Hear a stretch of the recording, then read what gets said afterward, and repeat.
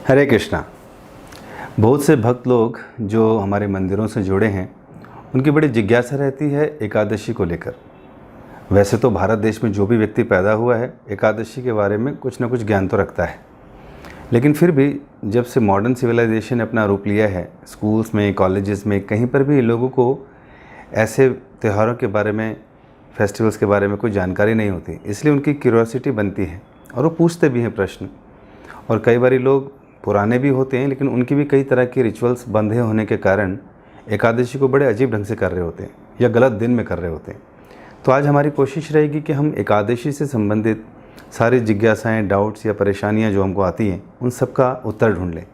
तो हमारा प्रयास रहेगा इस वीडियो के द्वारा कि हम एकादशी के बारे में सारी सटीक जानकारी आपको दें। सबसे पहले लोग पूछते हैं कि एकादशी क्या है। जैसा कि नाम से ही विदित होता है, एकादश, संस्कृत में एकादश का मतलब होता है 11, अर्थात ये 11वां दिन है। हमारे कालगणना में 2 पक्ष होते हैं 15-15 दिन के। एक होता है शुक्ल पक्ष और दूसरा होता है कृष्ण पक्ष। शुक्ल पक्ष का मतलब है जब चंद्रमा पूर्णिमा की तरफ जा रहा है, और कृष्ण पक्ष है जब पूर्णिमा से अमावस्या की तरफ जा रहा है। तो ये 15-15 दिन की कालगणना है, इसलिए इनको पक्ष बोलते हैं, शुक्ल पक्ष और कृष्ण पक्ष। अब इन गणना के अंदर जो 11वां दिन है वो एकादश कहलाता है, एकादशी। तो एकादश का मतलब या एकादशी का मतलब 11वां दिन। दूसरा प्रश्न लोग हमसे करते हैं कि एकादशी कौन है या एकादशी के बारे में कुछ बताइए। तो जैसे हमारे ग्रंथों के द्वारा हमें ये पता चलता है कि जितने भी देवी देवता हैं, जितने भी महीने हैं, ये सारे पर्सोनिफाइड डेटीज़ हैं, इनका एक वास्तविक पर्सनल रूप भी है। उसी तरह एकादशी का भी एक अपना रूप है। एक कथा आती है जिसमें बताया जाता है कि एक मुर नाम का बड़ा ही पावरफुल राक्षस था, जिसने अपने प्रभाव के कारण कई बारी देवताओं को हरा दिया था। तो एक बार बहुत विशेष युद्ध में उसने सारे देवताओं को हराया, और हार के बाद सारे देवता भगवान विष्णु की शरण में गए।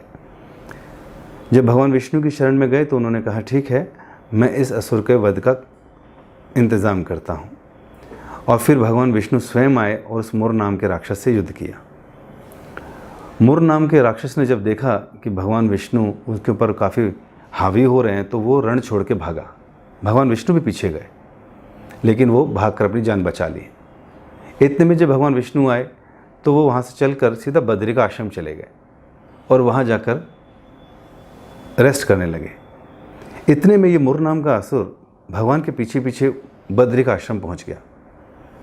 हृदय में भगवान के प्रति ईर्ष्या थी, द्वेष था, उनको हराना चाहता था।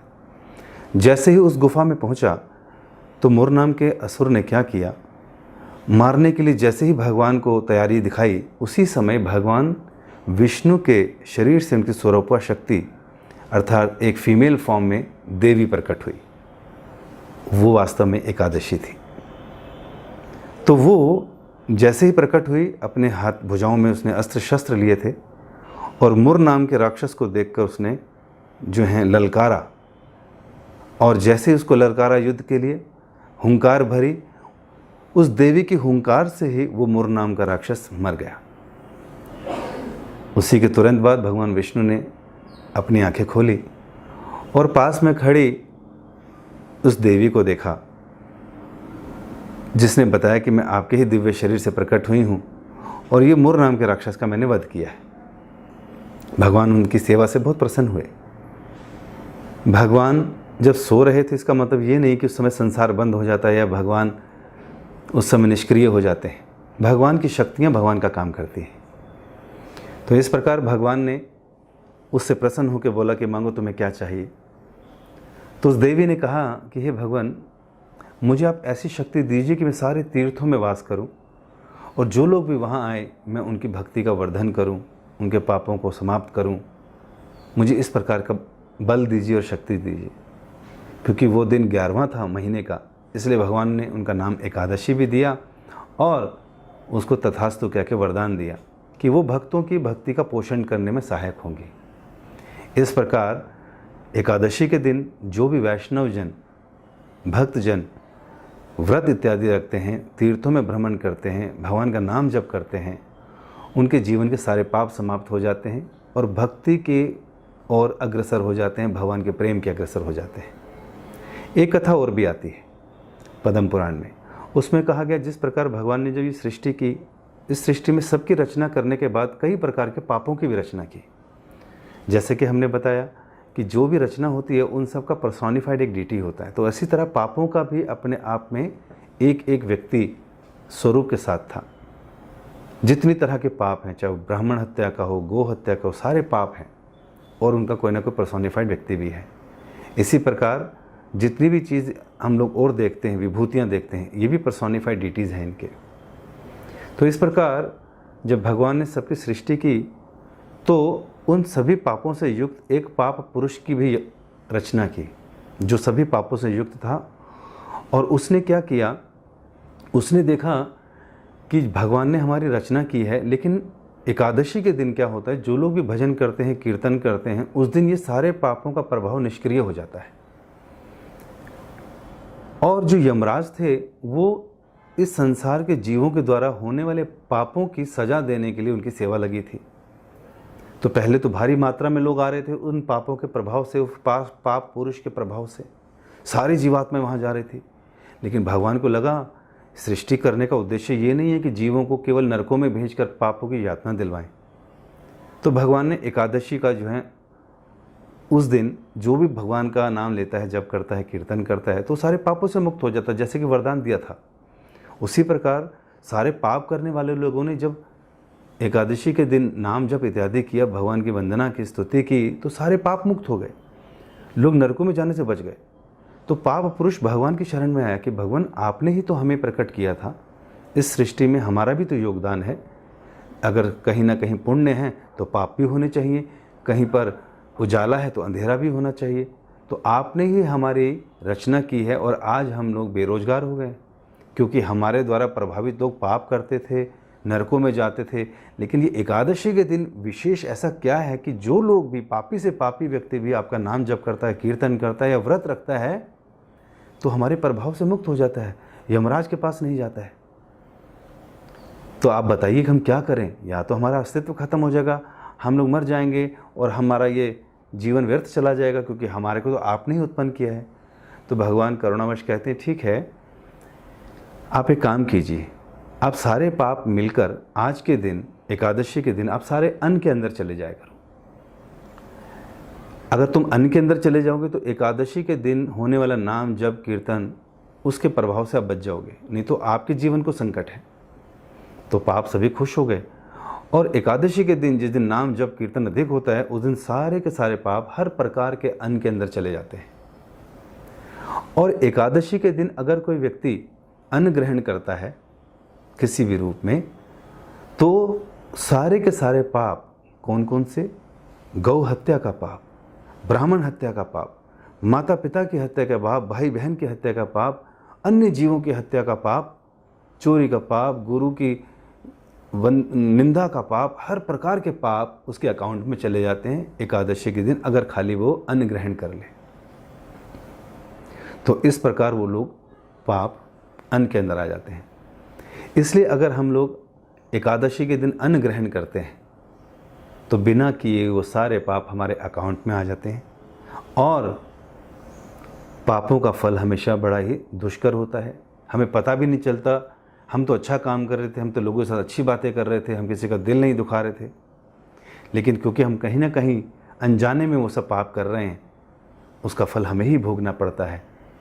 इसलिए अगर पापों से बचना है तो एकादशी का व्रत करना चाहिए। कई बार कुछ लोग हमारे पास आते हैं और ये कहते हैं, प्रभु जी एकादशी भी क्या अलग अलग दिन में पड़ती है? क्योंकि घर के मंदिरों के पास एकादशी का दिन कुछ और होता है और इस्कॉन से जो मैसेज आता है वो उसके अगले दिन होता है, तो हमें कौन सी एकादशी रखनी चाहिए? जी हाँ, बिल्कुल सही प्रश्न है। हम आपको बताना चाहेंगे कि एकादशी दो प्रकार की होती है। एक होती है संपूर्ण एकादशी और दूसरी होती है विधा एकादशी। संपूर्ण एकादशी वो एकादशी है जिसमें दशमी और द्वादशी का कोई मिश्रण नहीं होता। दशमी का मतलब 10वें दिन का और द्वादशी मतलब 12वें दिन का। उन दोनों दिनों की कोई भी उसके अंदर मिश्रण नहीं होता, इसलिए वो संपूर्ण एकादशी कहलाती है। अर्थात एकादशी ही के दिन से शुरू, एकादश के ही दिन खत्म। तो ऐसी एकादशी को संपूर्ण एकादशी कहते हैं। जो विधा एकादशी है वो दो प्रकार की होती है। एक होती है पूर्व विधा एकादशी और एक होती है पर विधा एकादशी। जो पूर्व विधा एकादशी है वो एकादशी का जो दिन है, जो सूर्य उदय होता है उससे 1 घंटा 36 मिनट के बीच में जो पहले अगर दसवीं का मिश्रण है अंश मात्र भी, तो वो पूर्व विधा एकादशी हो जाती है। और उस एकादशी के दिन हम इसलिए उसका व्रत का पालन नहीं करते क्योंकि पद्म पुराण में कहा गया पूर्व विधा एकादशी जो है दैत्यानाम पुष्टिवर्धनम, अर्थात वो दैत्यों के जैसे असुरी गुण हैं वो हमारे अंदर जागृत करती है अगर हम पहली एकादशी रखते हैं, अर्थात पूर्व विधा एकादशी जिसमें दसवीं का मिश्रण है, जो जनरली आप कई बार देखते हैं। तो पद्म पुराण में ऐसा साफ साफ कहा गया है कि अगर हम पूर्व विधा एकादशी रखेंगे तो वो दैत्यानाम पुष्टिवर्धनम, वो आसुरी गुण हमारे अंदर उसको शक्ति देता है। इसलिए हम देखते हैं कई बार लोग इतनी भक्ति पूजा पाठ कर रहे हैं लेकिन पूर्व विधा एकादशी रख रहे हैं तो उनके जीवन में ज़्यादा बदलाव नहीं आता, उनके अच्छे गुण नहीं होते और जो आसुरी गुण हैं काम क्रोध लोभ मोह मद मात्सर्य ये बढ़ते जाते हैं। असुरों को बल देने वाली एकादशी हो जाती है थोड़ी सी गलती के कारण। लेकिन अगर हम पर विधा एकादशी रखेंगे अर्थात एकादशी का मिश्रण द्वादशी के साथ है अगले दिन, तो ये पर विधा एकादशी हो जाती है। इसे वैष्णव एकादशी कहते हैं। ये वैष्णवों के सद्गुणों को बल देती है, पुण्य कर्म जागृत करती है, भक्ति के प्रति उनको उन्मुक्त करती है। तो इसलिए भक्तों को चाहिए वो पर विधा एकादशी रखें। इसके अलावा एक होती है त्रिस्पर्शा एकादशी। ये बहुत ही महत्वपूर्ण एकादशी होती है। कई बारी समय काल गणना के अनुसार ऐसी एकादशी जिसमें एकादशी द्वादशी और त्रयोदशी का भी मिश्रण हो जाता है, तो ऐसी एकादशी त्रिस्पर्शा एकादशी कहलाती है। इस दिन की रखी गई एकादशी 1000 एकादशियों के व्रत के समान के बराबर होती है। इसलिए जब कभी ऐसी त्रिस्पर्शा एकादशी आए तो भक्तों को वो भी करनी चाहिए। वैसे तो भक्तों को हर एकादशी को करना चाहिए क्योंकि जब एक पक्ष में एक एकादशी आती है तो एक महीने में 2 पक्ष हुए तो 2 एकादशी हुई, एक साल में 24 दिन हुए अर्थात 24 एकादशी। तो भक्तों को चाहिए सारी एकादशी का पालन करें पूरे मन योग के साथ, श्रवण कीर्तन करते हुए, भगवान का नाम का जप करते हुए। और एक विशेष एकादशी आती है इन 24 एकादशी में जिसे हम बोलते हैं पांडव निर्जला एकादशी। नाम सुनते ही कुछ ना कुछ ज्ञान तो हो गया होगा। निर्जला मतलब ये ऐसी एकादशी है जिस दिन लोग निर्जल रहते हैं। इसके पीछे भी एक छोटी कथा है। भगवान कृष्ण अपने प्रिय भक्तों को, मित्रों को, युधिष्ठिर और उनके सारे भाइयों को सारी एकादशियों का महत्व समझा रहे थे और बता रहे थे कि किस प्रकार हमें एकादशी के दिन अन्न नहीं ग्रहण करना चाहिए। और परिवार में कुंती महारानी, युधिष्ठिर महाराज, अन्य सभी भाई, द्रौपदी सब जो है एकादशी का पालन करते थे। जब इतनी महिमा सुनी तो भीम ने कहा, हे भगवान, मैं तो अति भोजी हूँ, वृकोदर हूँ, मेरे पेट में हमेशा अग्नि जो है ज्वलंत रहती है और मुझे कुछ ना कुछ खाना पड़ता है। मैं तो भूखा नहीं रह सकता और मैंने आज तक कोई एकादशी का पालन नहीं किया जितने आपने अभी एकादशियों का वर्णन किया। इसका मतलब मैं तो इतना पापी हो कि मुझे नरकों में जाना पड़ेगा। तो भगवान ने कहा, बिल्कुल, अगर कोई व्यक्ति एकादशी के दिन अन्न ग्रहण कर रहा है तो सारे पापों का भागी बन रहा है। तो उसने कहा, भगवान मुझे बताइए, कोई ऐसा उपाय बताइए कि जिससे कि मैं इन सब चीज़ों से बच सकूं। तो भगवान कृष्ण ने कहा, यहाँ व्यासदेव जी हैं। व्यासदेव जी सारे के सारे ग्रंथों के रचयिता भी हैं और ज्ञाता भी हैं। हम इन्हीं से पूछ लेते हैं कि इसका क्या मार्ग है। फिर व्यासदेव जी ने भीम की संतुष्टि के लिए उनको कहा कि जो एकादशी है वो सारी महत्वपूर्ण है, भक्तों को चाहिए वो सारी एकादशी का पालन पूरे मनोयोग के साथ करें।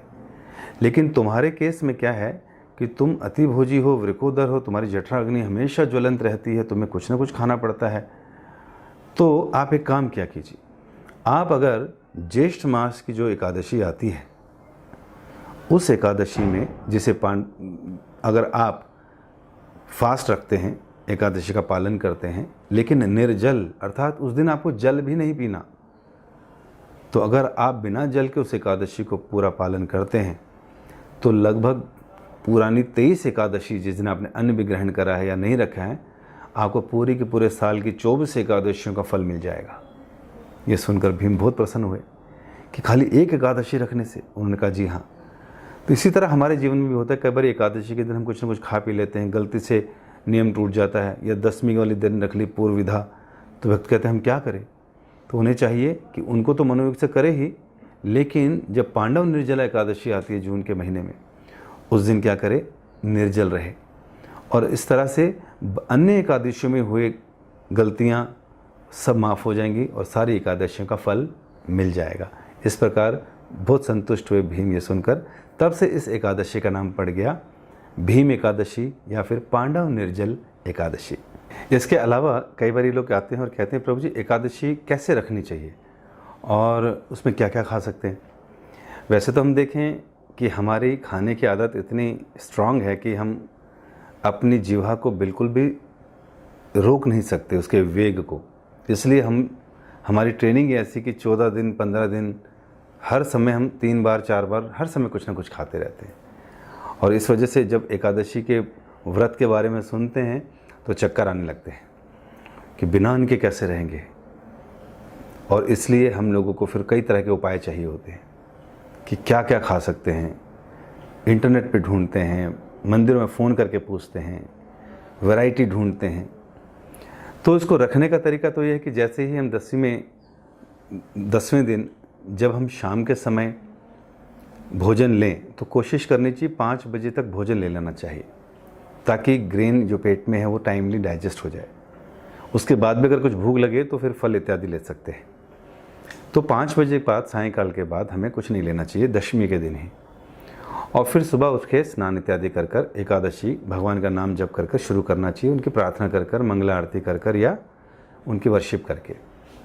उस दिन हमें चाहिए कि हम गीता का पाठ करें, 15वां अध्याय भी पढ़ सकते हैं, और श्रीमद् भागवतम से कई श्लोकास को पढ़ सकते हैं 1 घंटा 2 घंटा।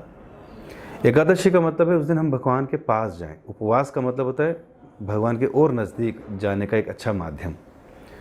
तो एकादशी माधव तिथि बोला जाता है, अर्थात ये माधव भगवान को, कृष्ण को संतुष्ट करने वाली है, भक्ति बढ़ाने वाली है। भक्ति जननी अर्थात हमारे हृदय में भक्ति का उदय कराती है।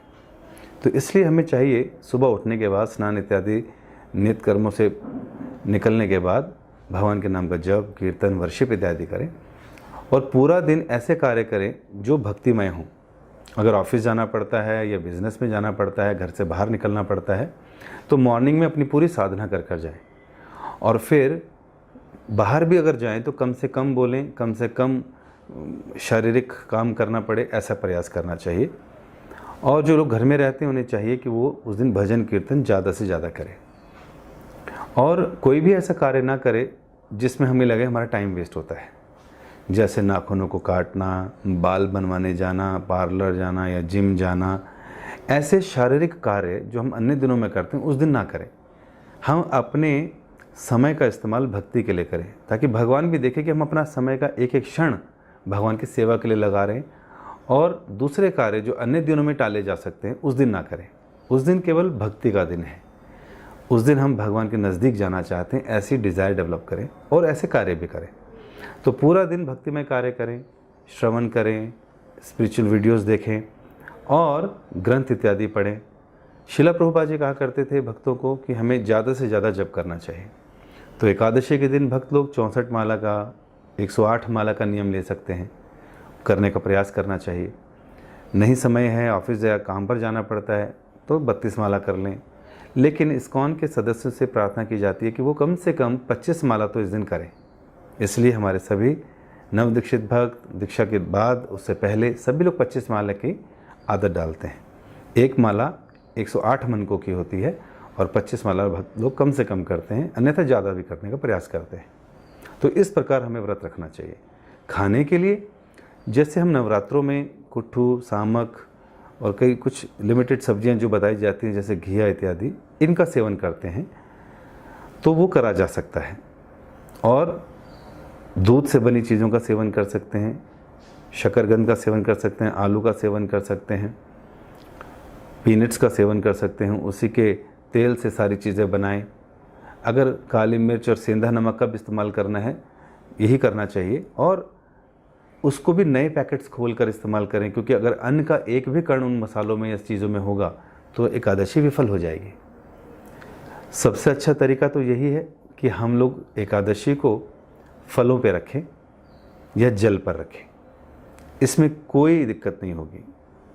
अन्यथा कहा जाता है कि आप जल पे रखने का प्रयास कीजिए, और जल भी तब पीजिए जब बहुत अधिक प्यास लग रही हो, 12 बजे के बाद, 1 बजे के बाद, समय बढ़ाते चलिए।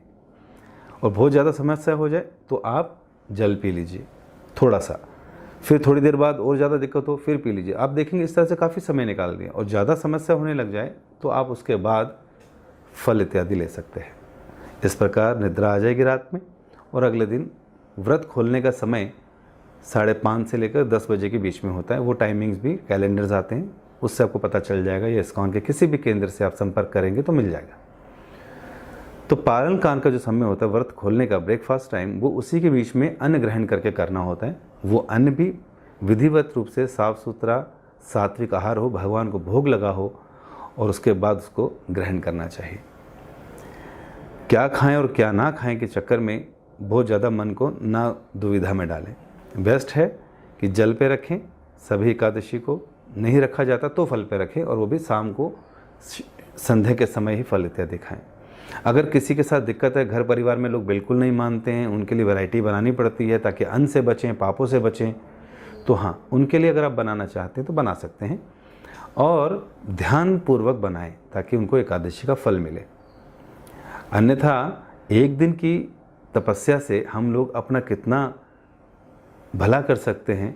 एक तो किसी भी प्रकार के पाप नहीं हुए, और दूसरी तपस्या हो गई। और बताते हैं आजकल साइंटिफिकली प्रूव किया गया कि अगर कोई व्यक्ति 16 घंटे का उपवास रखता है रोज़ अपने खाने में, शाम को 5-6 बजे ले लिया और अगले 9 साढ़े 9 बजे के बाद ब्रेकफास्ट लिया, तो 16 घंटे की जो फास्टिंग है हमारे शरीर के अंदर से हमारे पहले बॉडी को भी डिटॉक्सिफाइड करती है, और जितने भी जो हैं विषैले कीटाणु अंदर हैं जो साइंस को भी कॉज करते हैं ऐसी चीज़, उनके साथ भी फाइट करके उनको भी नलीफाई करता है। तो इसलिए हमें फास्ट रखना ही चाहिए, और आनंदपूर्वक इसका पालन करना चाहिए, और दूसरों को भी प्रेरित करना चाहिए। कई बार लोग पूछते हैं कि प्रभु जी एकादशी के दिन चाय पी सकते हैं क्या? क्योंकि अगर हम चाय नहीं पीते ना तो हमारा सर दर्द होता है, और सर दर्द की वजह से फिर हम लोग पूरा दिन परेशान रहते हैं। वास्तव में चाय के अंदर निकोटीन है, कॉफ़ी के अंदर कैफीन है। ये दोनों अपने आप में एक नशे हैं जो हमारे माइंड को स्टिमुलेट करते हैं, उद्वेगित करते हैं, और कई प्रकार के विचारों में निमग्न कर देते हैं। इसलिए हम देखते हैं कि अगर हमारी कोई ऐसी आदत है चाय और कॉफ़ी पीने की, तो कहीं ना कहीं हमारे को अपने उस नशे के शिकंजे में रखता है। तो प्रयास करना चाहिए ये हमेशा के लिए ही छोड़ देना चाहिए। और अगर ऐसा कुछ लगता है कि सर दर्द हो जाएगा, तो हमें क्या देखना चाहिए कि हमें प्रयास यही करना चाहिए उस दिन हम गर्म पानी पी लें, उसके अंदर चीनी मिला लें, उसके अंदर अदरक डाल लें। तो ऐसा कुछ करने से, पीने से क्या होगा कि कुछ ना कुछ फ़ायदा हो जाएगा, और जो मन हमारा को लगता है कि कुछ गरम गरम पीना था तो वो सब ठीक हो जाएगा। और ये एक आध बार की ही प्रॉब्लम है। प्रयास तो हमें ये करना चाहिए, अगर कोई इस प्रकार का सर दर्द है तो एक लंबी सी पट्टी ले लें कॉटन की, उसको गीला करके सर पे 2 बार लपेट लें। दिन में ऐसे 2 या 3 बार करेंगे तो सर दर्द ख़त्म हो जाता है। गैस पेट से बनती है तो चादर बड़ी जैसे होती है उसको भी हम लपेटें, और 8 इंच का बना लें उसको, और गीला करके उसको भी पेट में लपेट सकते हैं, तो सारी गैस ख़त्म हो जाती है। तो बड़ा फ़ायदा करते हैं ऐसे टिप्स। कुछ लोग ये भी कहते हैं कि प्रभु जी हम डायबिटिक हैं, कुछ ना कुछ खाना पड़ता है, तो इसलिए हमको व्रत नहीं रख सकते। तो देखिए, हम लोग ना जन्मों जन्मों से खा रहे हैं, जन्मों जन्मों से जीवा पर नियंत्रण ना करने के कारण इस संसार में बार बार आना पड़ता है। जैसे हम प्रसाद प्रार्थना में कहते हैं, तार मध्य जीवहति लोभमय सुदुर्मति, ताके जेता कठिन संसारे कृष्ण बड़ा दयामय। कहा जा रहा है कि हमारे पूरे शरीर में जो जीवा है एकदम सेंटर पॉइंट पर, इसको काबू पाना, इसके वेग को बहुत ही मुश्किल है। अगर इसको काबू कर लिया ना तो पूरा जीवन हमारा सही ढंग से चल सकता है। तो एकादशी का एक दिन ऐसा आता है जिस दिन तपस्या करते हैं और जीवा पे नियंत्रण करते हैं। तो अगर हम लोगों को डायबिटिक हैं तो उसका कारण ये नहीं है कि एकादशी की वजह से हमको ऐसा कुछ प्रॉब्लम हो रहा है। उसके पीछे कारण ये है कि हम लोगों का सुबह से लेकर शाम तक की जो दिनचर्या है बड़ी उल्टी सीधी है, और कुछ भी खाते हैं, कहीं भी खाते हैं, फ्राइड कुक्ड कुछ भी, उसकी वजह से गैसेस बनती हैं, उसकी वजह से हम लोग ब्लड प्रेशर और शुगर भी रहती है। अगर आप सात्विक भोजन करेंगे, सुबह जल्दी उठेंगे, प्राणायाम इत्यादि करेंगे, तो आपका बीपी शीपी सब खत्म हो जाएगा, शुगर सब चली जाएगी। लेकिन आपको नियमित और सात्विक जीवन जीना पड़ेगा। तो हमने ही अपने जीवन को इस प्रकार कर रखा है जिसकी वजह से बीमारियां हुई हैं। तो अगर आप सात्विक जीवन जिएंगे तो बीमारियां खत्म हो जाएंगी, नशे खत्म हो जाएंगे, और एकादशी बहुत आसानी से सुखपूर्वक आनंद में करेंगे। उसके बावजूद भी अगर आपको समझ आ गया है और अभी नहीं वेगों को कंट्रोल कर पा रहे, तो उस दिन आप फल खाने के बाद ऐसी कोई दवाई ले सकते हैं अगर आपको लगता है तो, अन्यथा इसकी आवश्यकता ही नहीं पड़ेगी। और फिर कई बार लोग पूछते हैं कि कौन लोग रख सकते हैं, कि कुंवारियाँ लड़की रख सकती हैं क्या, या जो विडोज़ हैं वो रख सकती हैं क्या, या विवाह से पहले नहीं रखना चाहिए, विवाह के बाद रखना चाहिए क्या, छोटे बच्चों को तो कुछ भी खिलाना चाहिए, उनका क्या दिक्कत है। जबकि हमें मालूम होना चाहिए कि जब ये कहा गया अन्न के अंदर सारे पाप आ जाते हैं, तो अब ये पाप जो भी अन्न खाएगा उन सबको लगेंगे, चाहे वो बच्चा हो, चाहे वृद्ध हो, चाहे डायबिटिक हो, चाहे कोई भी हो, कोई एक्सक्यूज़ नहीं चलेगा। इसलिए हमें चाहिए कि हम अपनी जीवन शैली को बदलें। और व्रत कौन रख सकता है, बताया जाता है 8 से 80 साल के सभी लोगों को रखना चाहिए। इसका मतलब ये नहीं कि 80 के बाद अगर हमको कुछ भी खाने की छूट मिल गई उसके बाद भी रखना चाहिए, लेकिन शारीरिक की इम्यूनिटी और संरचना ऐसी हो जाती है कि उस समय व्यक्ति रख नहीं पाता। लेकिन जो भक्त हैं, डिटरमाइंड हैं, भगवान की भक्ति में आनंद उठा रहे हैं, वो आराम से रख लेते हैं। तो 80 के बाद भी रख सकते हैं। और 8 साल के बाद इसलिए कहा जाता है क्योंकि बालक कई बार छोटे होते हैं, ज़िद्दी होते हैं, हठी होते हैं, तो वो ज़िद करते तो उनको मनाया जा सकता है, नहीं मानते तो खिलाया जा सकता है। लेकिन अगर वैष्णव परिवार है तो वो बच्चों को बचपन से पैदा होने के बाद से एकादशियाँ रखवाते हैं। तो हमें प्रयास करना चाहिए कि हर उम्र के व्यक्ति से एकादशी का पालन करवाना चाहिए। और ऐसे दिनों में कहीं जाना नहीं चाहिए, फेस्टिवल है, किसी के घर में फंक्शन है, वो केक खिला दिया, उन्होंने ये कर दिया, नहीं, आप उस दिन आप घर पे रहिए, भजन कीजिए। और बहुत ज़रूरी अगर जाना है तो अपना ध्यानपूर्वक जाएं और एकादशी का पालन करें। लोगों को साफ साफ समझा दें कि हम लोगों ने एकादशी का पालन कर रहे हैं और आज हम कुछ नहीं खाते। और इस प्रकार जो लोग ये कहते हैं कि गर्ल्स को रखना चाहिए कि नहीं, या किस उम्र में रखना चाहिए, तो सबका पालन करना चाहिए, सबको करना चाहिए। एकादशी रखने से कोई दिक्कत नहीं होती, बल्कि लाभ ही पहुँचता है। कई बार लोग बोलते हैं प्रभु जी हम सोमवार का रखते हैं, वीरवार का रखते हैं, तो ये भी रखें क्या। देखिए, अब सोमवार का, मंगलवार का, वीरवार का कोई भी व्रत रखें, उससे लाभ पहुँचेगा, कोई ना कोई देवता का व्रत है वो। लेकिन अगर आप उनको नहीं भी रखते तो उससे कोई नुकसान नहीं है। लेकिन अगर आप एकादशी व्रत नहीं रखते तो उससे नुकसान ही नुकसान है। तो इसलिए एकादशी रखना बहुत ज़रूरी है, बाकी अन्य रखें ना रखें। और वैसे भी अगर हम एकादशी, जो कि माधव तिथि है, भक्ति जननी है, भगवान को प्रसन्न करने वाली है, उसको रख लेंगे ना, तो अन्य सभी व्रतों का जो देवी देवताओं के भी हैं, वो सब के फलों का समावेश एकादशी में मिल जाएगा। तो इस प्रकार हर व्यक्ति को रखना चाहिए, हर उम्र के व्यक्ति को रखना चाहिए, हर जेंडर के व्यक्ति को रखना चाहिए, हर कास्ट, क्रीड, कलर, नेशनैलिटी सबको रखना चाहिए और पूरा आनंद उठाना चाहिए। तो इस प्रकार हमें इस व्रत का पालन निश्चित रूप से करना चाहिए, बहुत ही महत्वपूर्ण है। और प्रयास करना चाहिए एकादशी के दिन हमें पूरी तरह से, पूरे मनोयोग के साथ कृष्ण के नाम, गुण, रूप और लीलाओं का वर्णन करना चाहिए, श्रवण करना चाहिए। और भक्तों से अगर बात करें तो इसी विषय पे करनी चाहिए। और फिर क्या नहीं करना चाहिए, वो सारे कार्य ना करें जो हमें कृष्ण का विस्मरण कराते हों या उनको भुलाते हों, भक्ति से दूर करते हों, भक्तों के संग से दूर करते हों, या हमारा मन विचलित रखते हों या एंटरटेनमेंट की तरफ लगाते हों। तो उस दिन टीवी ना देखें, मोबाइल फ़ोन ऑफ रखें, उस दिन फालतू की बात ना करें, घर पे ही रहने का प्रयास करें और अधिक से अधिक जप करें। आप देखेंगे कि 15 दिन में एक दिन इस एकादशी का पालन करने से आपको भक्ति का ऐसा बूस्ट मिलेगा कि आप अन्य 14 दिनों में बड़ी ही सही चेतना से जीवन जिएंगे। इसलिए हमें एकादशी को, जिसे हम भक्ति बूस्टर कहते हैं, ज़रूर करना चाहिए। इससे हमारा भी जीवन सफल होगा, हमारे इर्द गिर्द हमारे बच्चों का, अपने परिवार के सभी लोगों का जीवन सात्विक होगा, शुद्ध होगा, ऑस्पिशियस होगा। इसलिए हमें हर हाल में एकादशी करनी चाहिए। धन्यवाद। हरे कृष्णा।